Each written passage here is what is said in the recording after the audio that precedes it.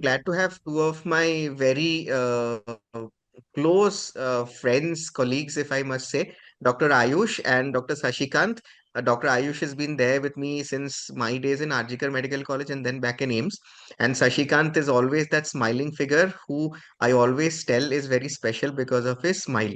So, welcome, guys, to this very informal discussion regarding how a topper thinks to grab one of those great ranks which everybody aspires to get in the exam.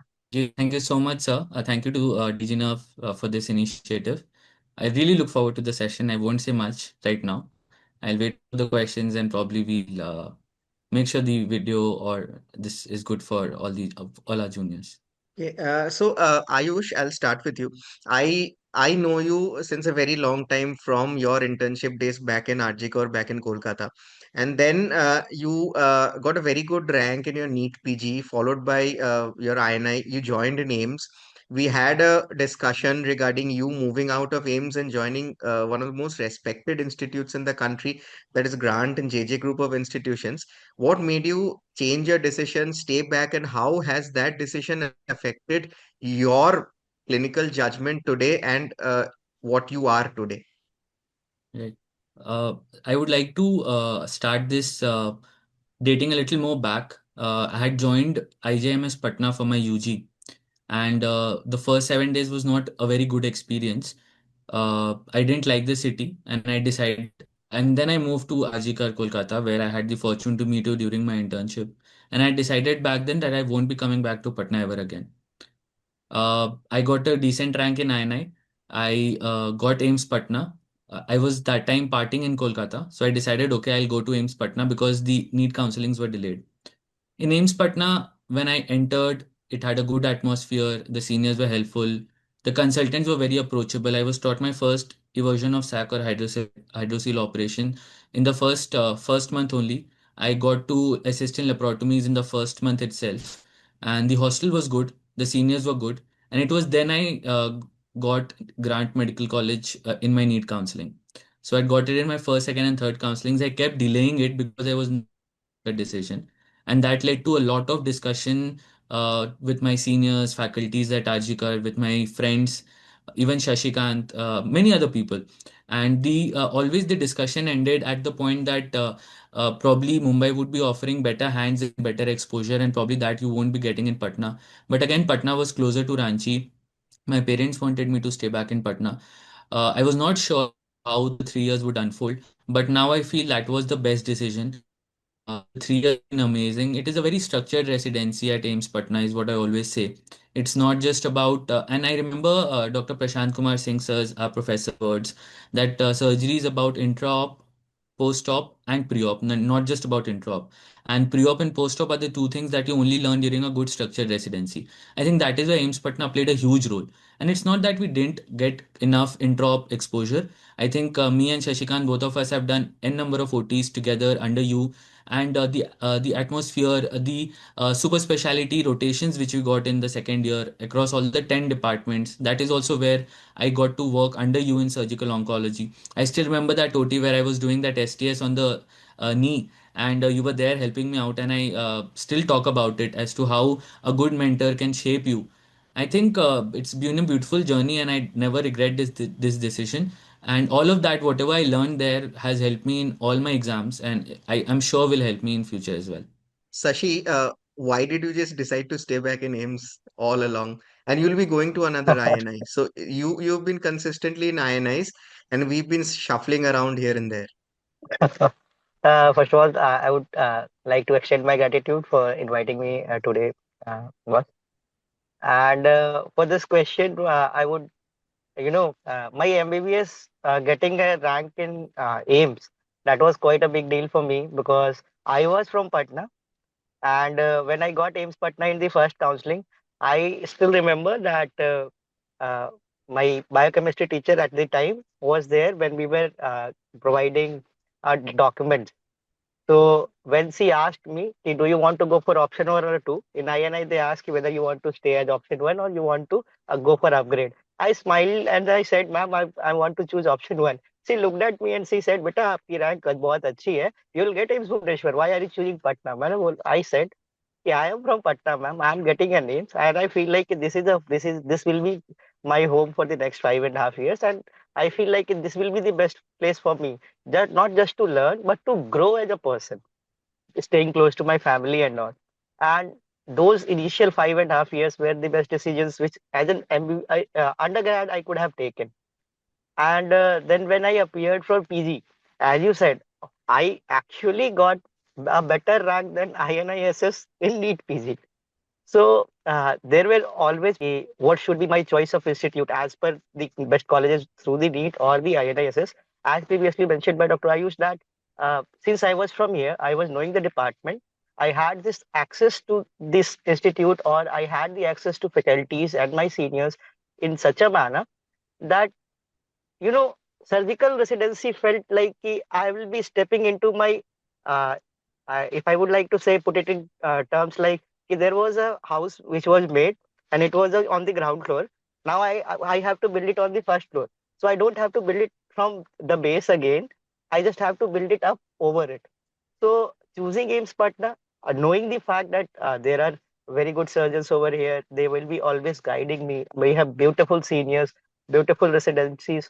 Because one of my seniors from the UZ, Dr. Atul, he also joined AIIMS Patna, and I had this access directly.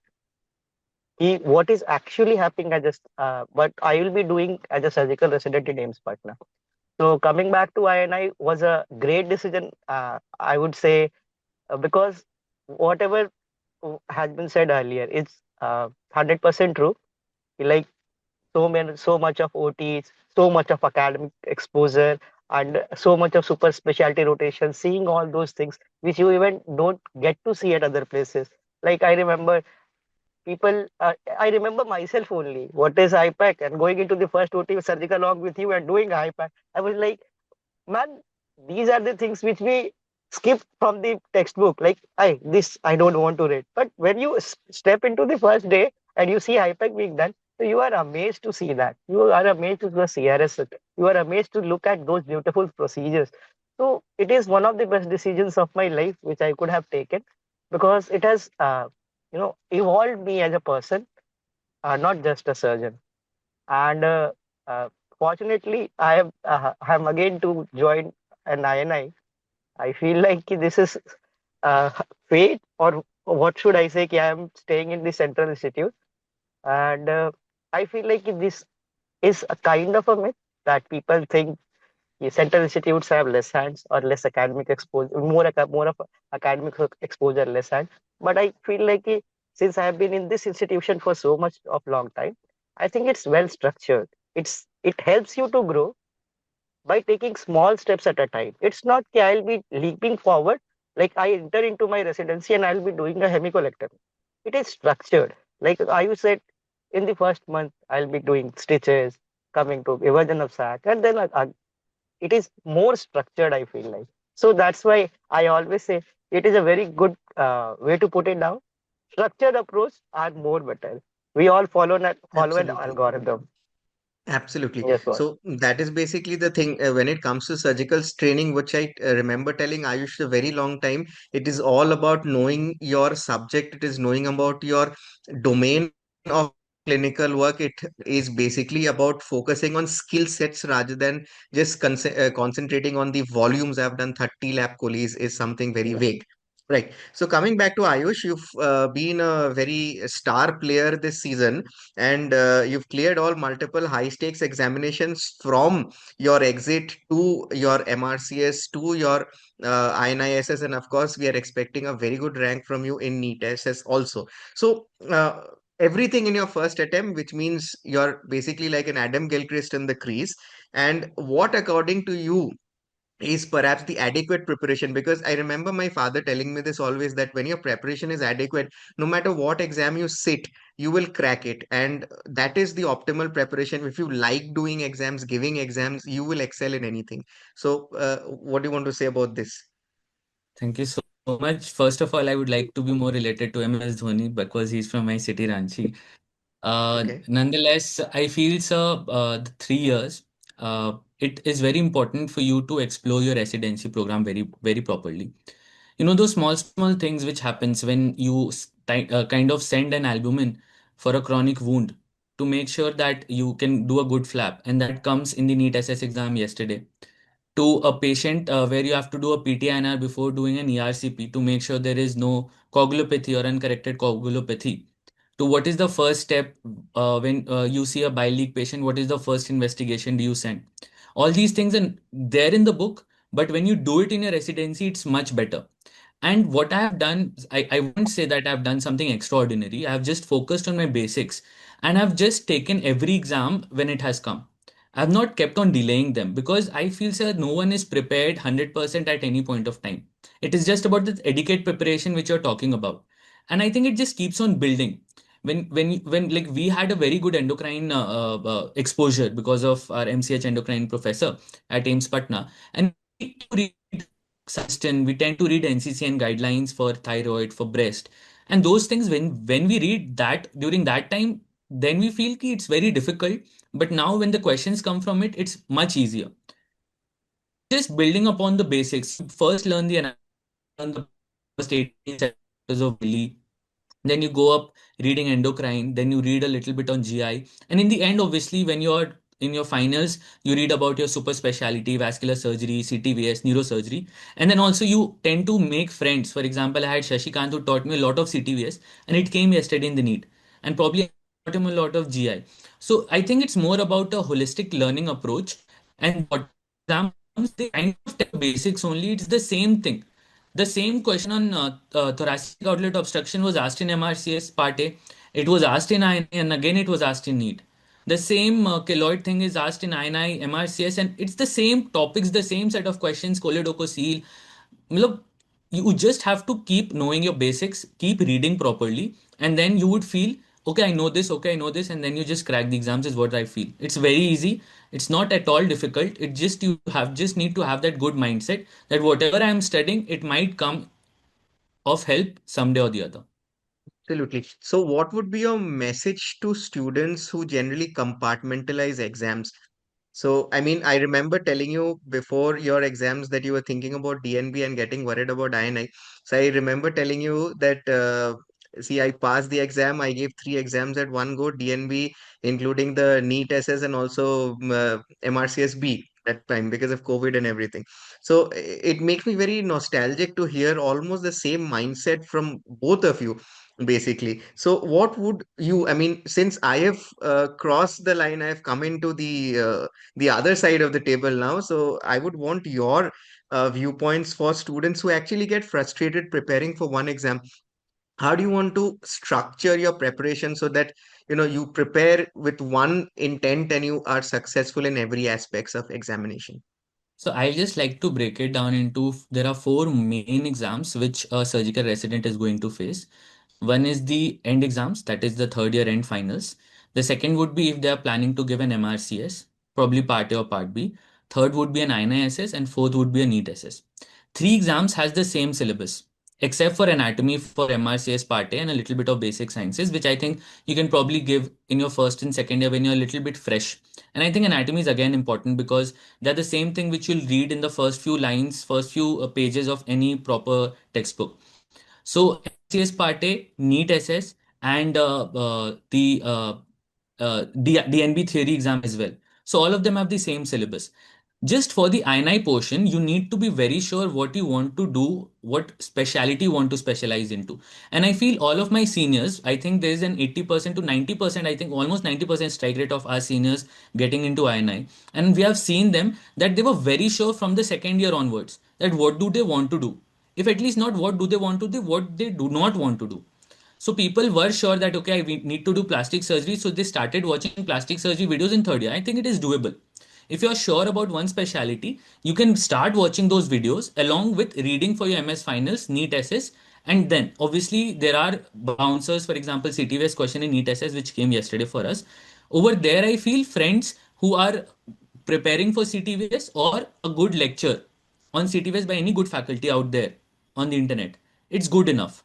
So I don't think you should compartmentalize. You should read the same thing again and again, but you should know what is the syllabus. as to what things Absolutely. should I focus on that particular exam more before that exam. Absolutely. So basically, what you're trying to say is that enjoy the residency, especially the rotational postings, and focus on your basic surgical training. Think about what you don't want to do, and then basically focus into what you want to do. Right. So, Sashi, I'll come back to you with surgical mentorship from your senior colleagues or faculty, and also regarding your performance as a whole when it comes to conferences, research, academics, including TISA. Both of you guys have been phenomenal in that, and including the state quizzes.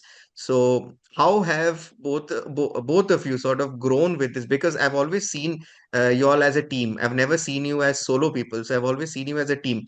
So how has this sort of affected you in your academics to grow into what you are today?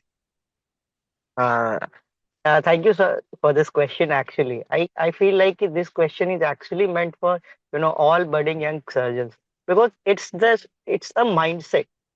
And if somebody is there, it is a famous saying, na, if you want to uh, go along, you have to walk along. If you want to just get ahead, you get faster, or you do it by yourself. But if you want to go longer the distance, you have to have someone with your side. So I feel like ki that side which we are talking about is filled up by all of the people you have mentioned, coming from batchmates, seniors, immediate seniors, your SRs, your faculties, and every one of them. So, what surgical residency per se, I would say, is to me, because I have been inculcated by the hands of my seniors. What I am reciprocating might have been or would have been taught to me by you or by somebody else. I still remember in my first year when we were studying anatomy, it was very hard to remember the triangles of the neck. But when you used to do the MRND, I was amazed. Wow, look how much of a good anatomy we can understand, live demonstration of those anatomy. So coming that MRND structures in the mind, when your senior is showing, look, this is the spinal accessory nerve. Here it goes, here it enters, here it comes out. So everything I feel like the seniors will inculcate into me, and that actually gets into my subconscious, which I may also fall into doing.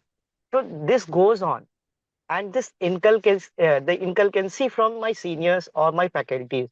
I still remember the beautiful things like my first RA. I was demonstrated by my then unit head Prashant sir. My first hemicolectomy was first demonstrated by my HOD Dr. Manoj Kumar sir. So when you have such beautiful teachers guiding you from the first day onwards, or when you are doing things, I still remember, just like I said, like MRND with you. I still remember CRS with you. So there are so many things which I can like. It would be hard for me to pinpoint or put it in a box. So much of the things I've learned from my seniors, and this is one thing which keeps you going. It tells you like there are so many good things to learn from your senior. There are so many good things which you can learn and which you always take ahead with you. Like it cannot be erased from my memory. Like if my hand is holding a scalpel in a way, or holding my instrument in a way which you have taught me, so even if I am 70 years old and if I'm still doing the thing, you are still there with me in the OT.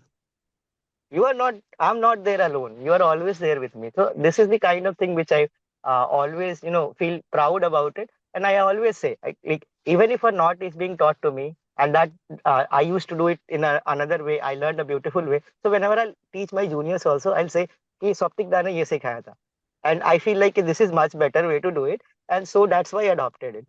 So it keeps on inculcating. And as a friend or as a co-PG, I would like to immensely thank Dr. Ayush, because he has kept me pushing beyond my limits.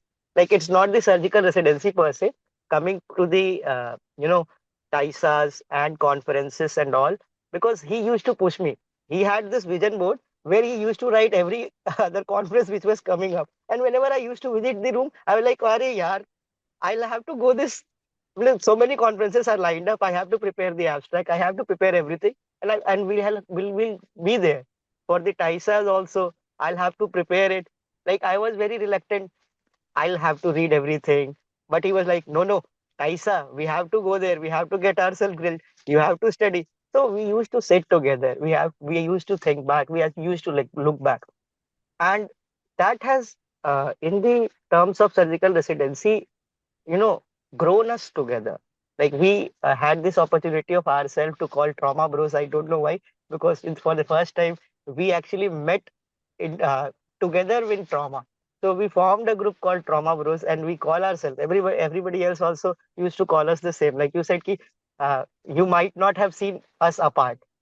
Whatever surgery he used to do or whatever thing which he used to learn something new, he would always come and tell me in the evening or in the night or even in the wards when we were free for some amount of time. So even if I have not done that case, I got the insight of how he is doing it, and it kept me pushing forward that if I get this opportunity, the same thing I can reciprocate. So this is the thing which, your companions keep you going. Your companion keep you pushing, and these small things which we always used to do together, reason ourselves, question ourselves, or even grill ourselves.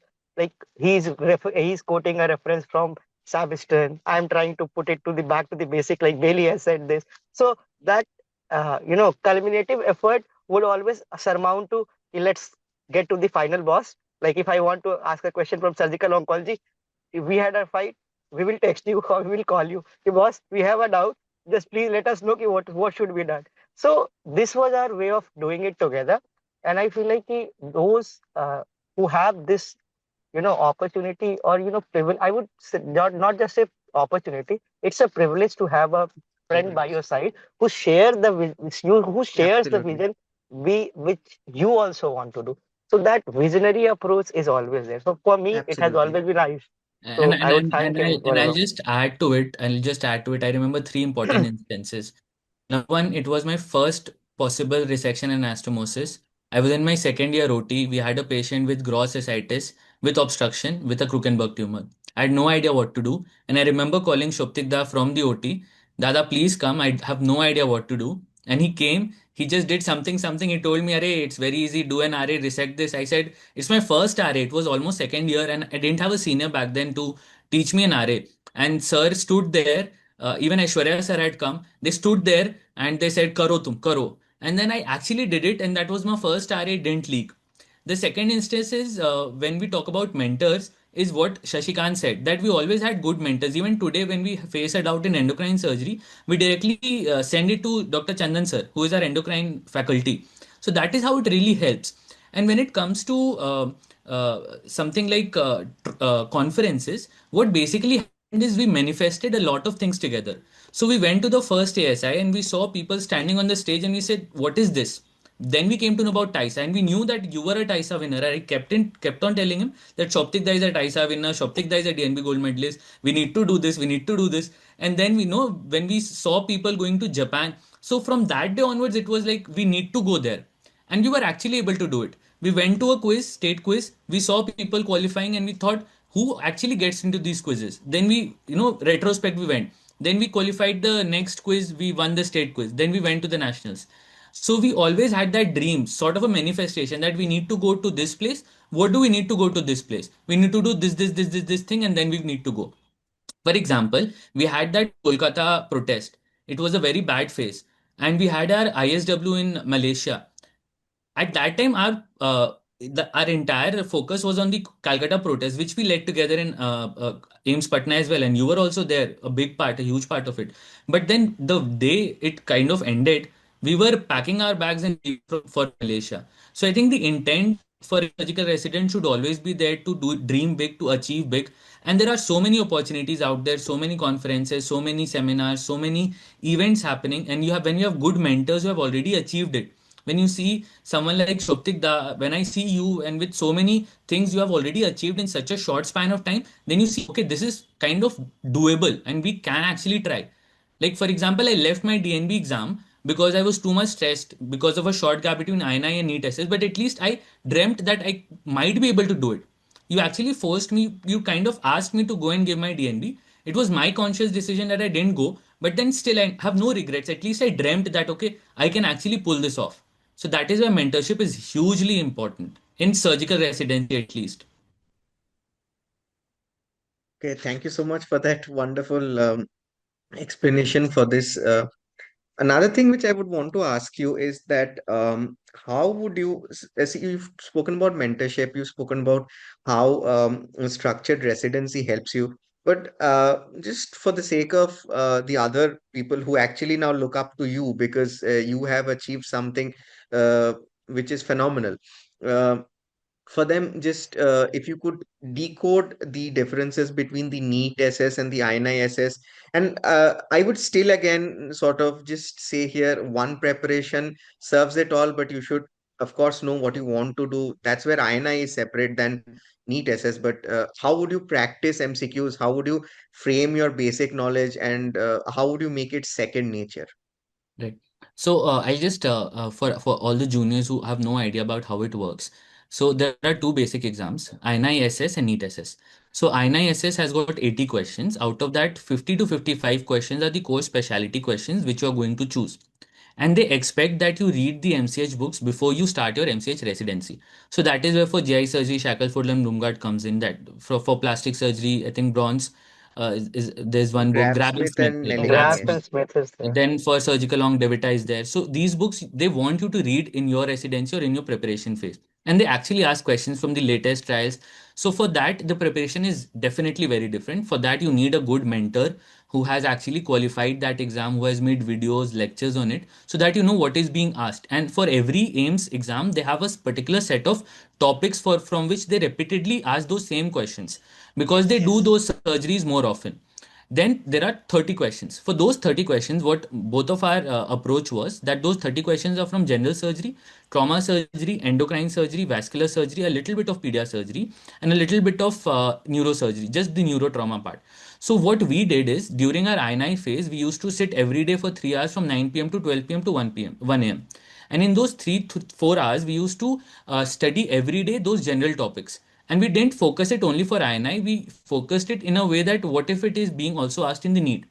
So that way we were able to complete, like Shalini was able to do CTs along with GI surgery. I was able to do GI surgery along with CTVS and all the general portions because we used to teach each other what the specialty we were teaching along with the general portions. And in the 10 days gap which we had before NEET SS, and we are not sure about the NEET SS exams, but at least I think we both are very satisfied with the NEET SS paper because again the same topics were asked, but for the CTVS, for the neurosurgery, plastic surgery, again you need to read a little bit more. Probably maybe we have done more mistakes on those parts, but at least for example just day before the exam we went through 600 questions of NEET SS, and that gave us a lot of idea on what is being asked regularly. And when we were solving questions, both of us, we were actually, I could visualize Sashi saying out things to me in CTVS questions or in questions which we discussed. Okay, this is the lung abscess, this is not an aspergilloma, this is what is a meningioma, this is how you approach, this is what is carry to. So all these questions, when they come on the screen, you realize that you have done a good preparation. So simple word, yes, you need to be aware which specialty you want, but the main core part, general trauma, vascular, endocrine, is the same for both of them. But then obviously plastics, Euro, peds, CTVS is what you need to study a little in more depth for NEET SS. Right. That is depending on Boss, this I would year's. also like to Yes. add something to it that whatever Ayush has said is definitely true. No denying about it. Since I am pursuing, but I am pursuing and I was pursuing for CTVS, and I had gone through all the uh, available content for the advanced CTVS for INI. Even though I faced some questions which were there, when I looked at those questions, I was like, yeah, this question is bugging me off. What about people who have not read CTVS, or what about Ayush per se, whom I have not even dwelled into telling him this, how to approach this one. So there would always, what I would like to say is, as previously pointed out, your preparation is never complete, and it's an Absolutely. exam. Like medical field has an just tendency that you can never be a person who will be knowing everything, and if that happens, then this field is no more. That is the whole gist of this field. That is the beauty of this field. Like my one of my physics teacher, his name was Rajnikant. He used to tell me like कि तैयारी और नींद बेटा कभी पूरी नहीं होती.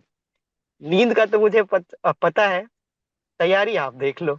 So that is the same. If I would like to say something about preparing wholeheartedly, like yes, you need to understand what, or you need to choose it out for INISS, which specialty which you have to go into, and there you have to work a bit harder, because they are going to ask you uh, basic questions also, and standard set of questions which can always come from your senior or your mentor.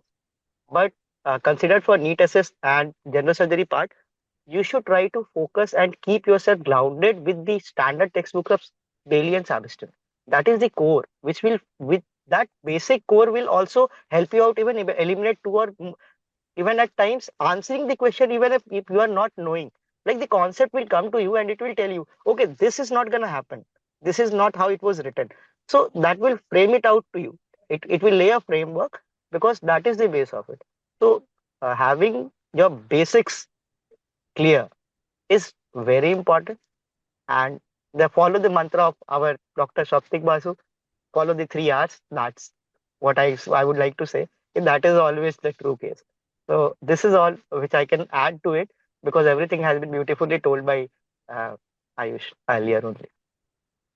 So, coming out from the serious part, let's talk a little bit regarding your, extracurricular surgical stuff. Like Ayush has been there with a lot of AI stuff very lately. I've learned a lot of AI from him, and I've integrated it into my practice also. And I was actually awestruck by the way he was asking ChatGPT for marking hernia incisions also. So, what is your take regarding how students should approach their training with the use of AI models? Because most of the students actually don't understand to use them, and they'll just say, just give me an answer, or maybe just copy a page from, say, a textbook like Mango, and then say, I want a summary. So, how should we use AI tools today for smarter study work?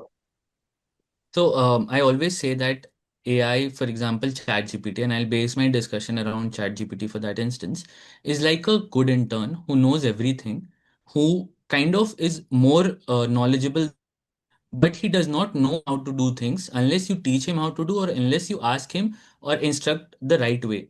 So ChatGPT has now access to almost all the books of general surgery and the super specialties. So if you ask ChatGPT to write down an answer or help you out with a concept, and you give him proper instructions that can you please teach me, for example, GERD from references of Sabiston and Shackelford, which is a super specialty textbook of GI surgery, he would actually do it. But if you just vaguely say GRD, then he might wander around and either teach you GRD or just maybe tell you something which a GRD patient should know, which you don't want to know. So basically, how you can use ChatGPT is during your outpatient days, when you're stuck with a patient, basically feed in the symptoms. If not anything, the ChatGPT would actually help you to tell you that okay, this might be there, this might not be there. How I have used it personally, I have used it a lot to frame answers for my MS exams. I've used it extensively to build around MCQs on a particular chapter, and I've used it extensively for my interview prep for IIMS, where I went on the video mode and I used to ask ChatGPT, ask me questions, and also judge my way of speaking, my performance, my my personality, how am I sitting. So all of these things, ChatGPT would look at me, judge me, tell me that okay, you are mumbling, you're stammering, you should say this answer like this. So you don't have to always use it as like okay, I'll not use it because I'm very egoistic, but you have to use it as an intern who can do your work very easy. I'm not asking you to use ChatGPT to do the hardcore statistics of your thesis, but at least you can use ChatGPT to help you for the literature review, which otherwise you would spend a lot of time doing it on Google. So it is just bridging the gap between you and Google search for that matter. And I think you have also used AI extensively. After a lot of hammering from you, probably that's when I shifted into a lot of AI work. Yes. I would like to add to this. This is a lie, because I still remember when I joined with you in surgical oncology. We had this conversation when I was sitting in your chamber with you. We were seeing patient and we had a bit of 5 to 10 minutes, and you were asking me about these things. Yes, I'm trying to build a model and all.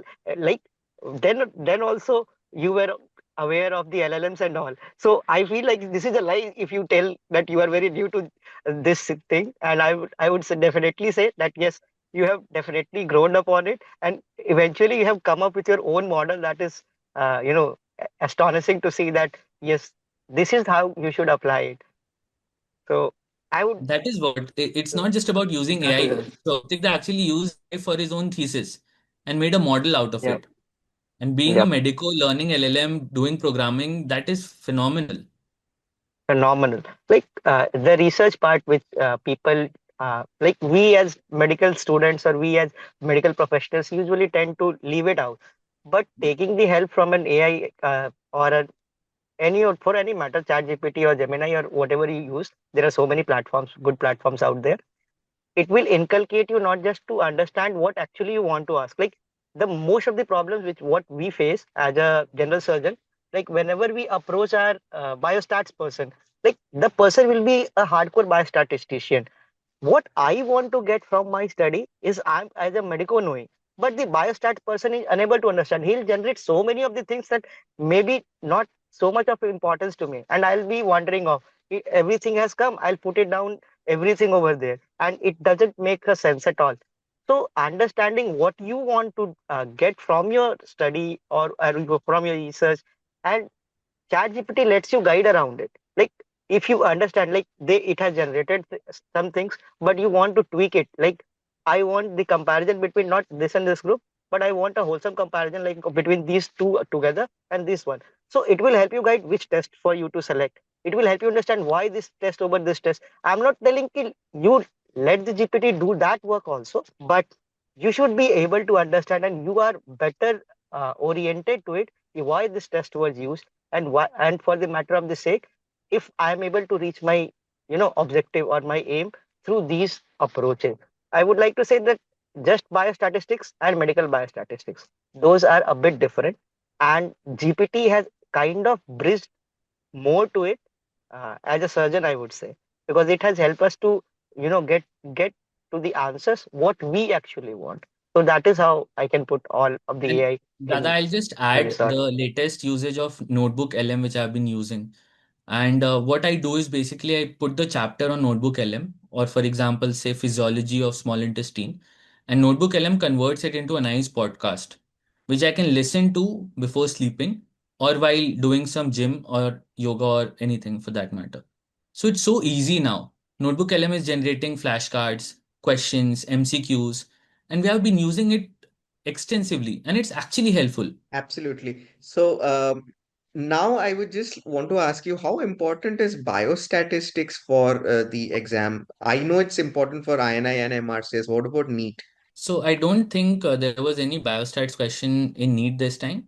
But This time it was not there. 2022 paper, I think we saw three, four questions. 23 paper also there Hmm. were three, four questions. INI, it's hugely important. I still remember in my interview there was one particular question where you had to match the parametric tests and non-parametric test with ordinal data and nominal data and qualitative and quantitative data. Because if you don't know about Kruskal-Wallis, Mann-Whitney, if you have not used it frequently, you will not be able to answer that. And I think it was the same for plastic surgery interview for surgical onc. I'm not sure with CT base if that happened, but again, there was one beautiful question on p-value and type 1 error in INI. And I spent Oh, 3 minutes on that question. And we remember we had extensively discussed on it. And I'm thanking my God and my luck that I was able to mark it correct. Else I would not be sitting here with you. So it is very important. You must at least I think now in all the state colleges there is this compulsory research methodology course also which they need to do. For us in AIIMS Patna, it was conducted by the PSM department there. That helps again along with some good statistics lectures which you must. I think for a medico statistics is indispensable. If you don't know the statistics, you're not able to understand the research papers. What is yep. p-value? What is Spearman row? What are the various forest plots analysis? And you can use it then extensively for your own research.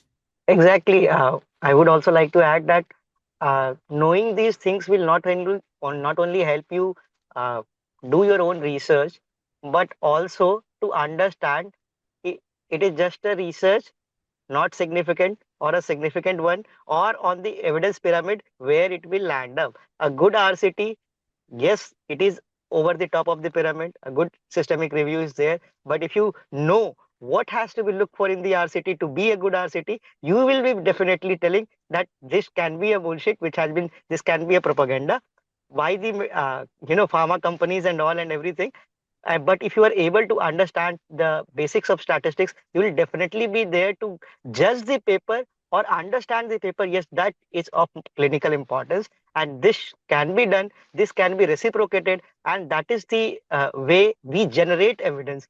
And this generation of evidence in evidence-based medicine is very important, and it can only be met if we are aware, if we are, well advertent with the biostatistics. So feel, boss, ki it is not just for the sake of INISS, which one should, prepare for these stats question, but as mentioned earlier, that as a medical researcher, as a medical fellow, or as a medical person per se, our aim is to generate, or our aim is to live with the evidence-based medicine, and these are the things which provides us those evidences.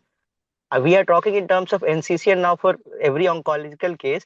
So that NCCN is giving us recommendation based on those evidences.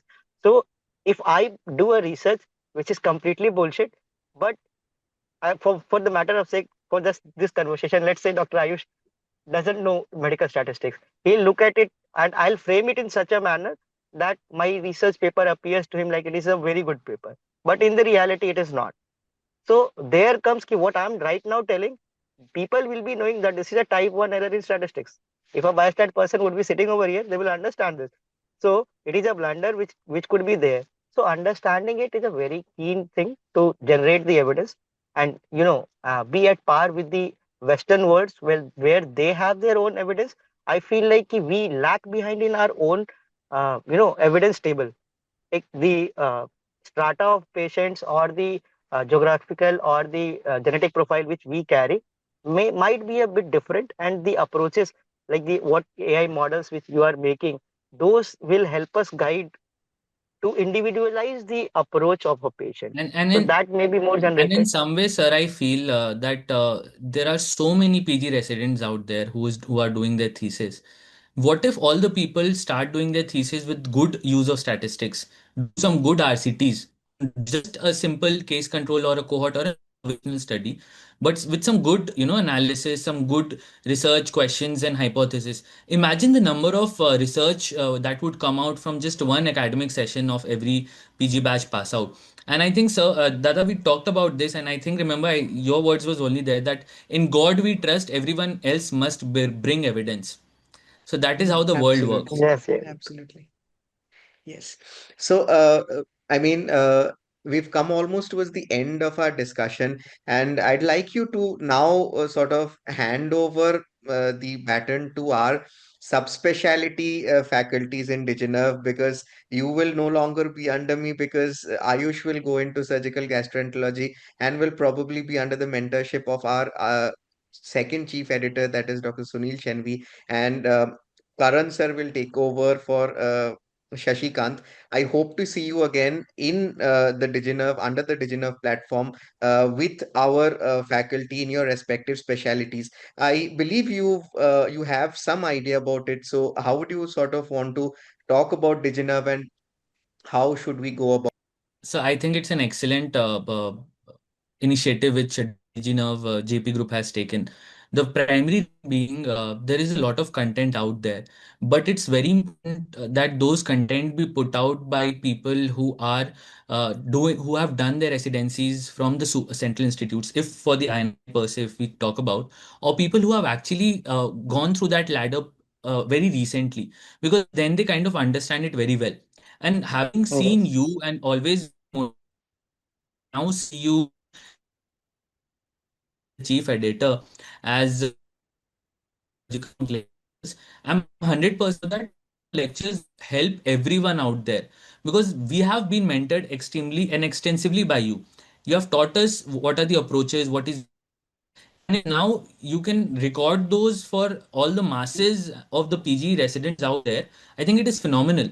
That even goes for Sunil sir and for all the other faculties, even Rahul sir for neurosurgery for that matter. We have learned from him so much in our OTs, and if that is recorded now and it serves for many other residents, it kind of bridges the gap between possibly obviously it's impossible for everyone to get in the top institutes of the country for the residency programs. But if you are in some peripheral state institute, or even for that matter in any other college, if you have access to these lectures, it kind of bridges the gap and it helps you solve the gray areas between what to do, what not to do. So I think it's a great initiative, and I really look forward to be a part of the team of Diginerve. Thank you so much, Same thing. Ayush and Shashikant. Yes, Shashikant was saying Uh, something. Uh, Sir, actually, I would also like to extend this, gratitude towards JP initiative, because actually I came across with the JP initiative firstly through the books, case presentation on uh, oral cavity cancer. I still remember asking you for help. That boss, I need something to, something has to be there which is concise, which will let me answer the question, which will let me know everything. But I don't want to go through Bailey, Sebastian, Swords, then Devita, because it is impossible for me to get so much things in so much less time. I still remember chapter 37 of your book, which you sent forward to me. Yes, this is the thing which you need to read. And even now also, if I feel any confusion, I don't have to refer back to any of the things which, I'll have to search it out for so many books. Like Bailey White have said it different, but it is a culmination of everything. And seeing that beauty coming to life via video lecture is something else, which I cannot, express my gratitude towards what you have done to this, what this initiative would bring into the picture, and will help in the holistic development. Because uh, like you always say, I'll bring you surgical oncology, I'll bring you the devita without the devita. That is the Hmm. thing which a person should understand, that if your senior is teaching you, and you are subconsciously learning the things from devita itself, and even you are not knowing, when you see the question and you answer it out, and you there see the reference, it is there written in devita chapter this, page number this, and you're like, oh man, I've just marked it out, and this is the reference. It has been referenced in Davita. So that is the beauty of this initiative, which I find very encouraging for my juniors to come, and definitely a praiseworthy approach from the JP group. So Thank you it's so always much, both Ayush and Shashikant. So, what I can conclude from today's meeting is that the topper's mindset is just something very natural. They don't do something very extraordinarily. They just focus on the residency, they focus on the basics, they focus on what the ward work, what the OTs, what the general residency practices teach you. Focus on the bare minimal basics, and that makes you focus on the tiny things. Big things fall in place, and then focus on your basic textbook for your reading, and then choose your super specialty based on your residency. And after this, a good teamwork is always there, and to add the AI models which make your life much more easier and give you the edge compared to the other competitive mindset which the patient which the people actually have. So I mean, if I missed out something, do let me know in this. And then And of there's course, yes, initiatives practice like MCQs. Yes. And then there are initiatives like Diginerve, who also gives you uh, pre-recorded lectures to yeah. watch from the best textbooks out there. Um, Obviously, even for that matter, I recall using Dr. Wise for such beautiful books out there. And Dr. Wise was just a simple initiative. If I want to get something, the clinical examination from SDAS, I would just ask on SDAS, Dr. Wise, and it would give me out. So I did not need to go chapter by chapter. So it was one of the first AI kind of interactive thing which I got to get from JP, and I was very happy. I even gave the feedback actually in a approximately a one page letter kind of thing to one of the JP members out there. And I feel that inculcation and uh, combining these all resources is has always been and will always be more helpful to upcoming generations of surgeons, for that matter every medico per se. So thank you boss for such a beautiful talk we had for so much after Yes, so it, much time. it was really nostalgic for me. I mean, it was academically nostalgic as well as surgically, residency wise, nostalgic. I'm missing my entire family of my residents back from AIIMS. But I mean, this online platform is something which helps us connect very easily. I wish you all the best for your super specialty. I hope you get the colleges of your choice as we've discussed during your counseling. And I wish to hear more good news next week when you do your NEET-SS and the results come out. I'm sure you'll do. really well, and all the best. God bless you. Keep on smiling, both of you, and keep on excelling. That is what exactly what I would want as your elder brother. Thank you so much for having me with you. In fact, rather not me having you, but having me with you guys. Thank you so much, Thank Dada. you, It was Satyendra, always a pleasure for talking. such kind words. Thank you.